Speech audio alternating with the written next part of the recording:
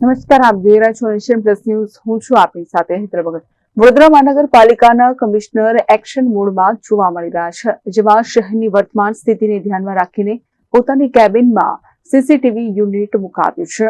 વડોદરા મહાનગરપાલિકાના commissioner action મોડમાં જોવા મળી રહ્યા છે, જેમાં શહેરની વર્તમાન સ્થિતિને ધ્યાનમાં રાખીને વડોદરા મહાનગરપાલિકાના કમિશનર અરુણ મહેશ બાબુએ પોતાની કેબિનમાં સીસીટીવી યુનિટ મુકાવ્યું છે.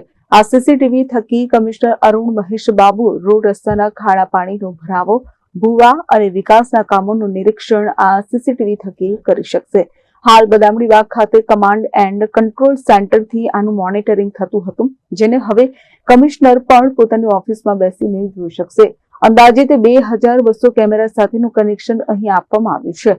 અત્રે ઉલ્લેખનીય છે કે કમિશનર અરુણ મહેશ બાબુએ 3 મહિના અગાઉ વડોદરાના કમિશનર તરીકે ચાર્જ સંભાળ્યો છે અને એક્શનમાં આવી ગયા છે. આ સાથે જ અરુણ મહેશ બાબુ ઓફિસના કામની સાથે સીસીટીવી પર શહેરની સ્થિતિનું નિરીક્ષણ કરતા નજરે પડ્યા હતા. ના એવું કંઈ સ્પેસિફિક નથી. આ તો કમાન્ડ કંટ્રોલ સેન્ટરની લિંક અમે લઈને અહીંયા રાખ્યા છે, જેથી કરીને સીસીની અંદર જે ટ્રાફિક છે અને જે વિશ્વામિત્રી રોડ પણ છે આ બધું જોઈ શકાય. અને ઓવરઓલ મોનિટરિંગ સિસ્ટમ જે કમાન્ડ કંટ્રોલ સેન્ટરની તેનું લિંક લઈને અહીંયા કરવામાં આવી છે. એક ઓવરઓલ આઈડિયા મળે કે શું ચાલી રહ્યા છે એના માટે જ કરવામાં આવ્યું છે. જરૂર પડે કોઈ સૂચન કરે છે એથી પણ ને અત્યારે 2 વે કમ્યુનિકેશન નથી, સિંગલ વે છે, પણ આ જોઈને અમે કમાન્ડ સેન્ટર થ્રુ કંટ્રોલ અમે કમાન્ડ આપી શકાય. ટોટલ આની અંદર કેટલા સીસીટીવી નું કમાન્ડ? લગભગ 2200 સીસીટીવી કેમેરા છે.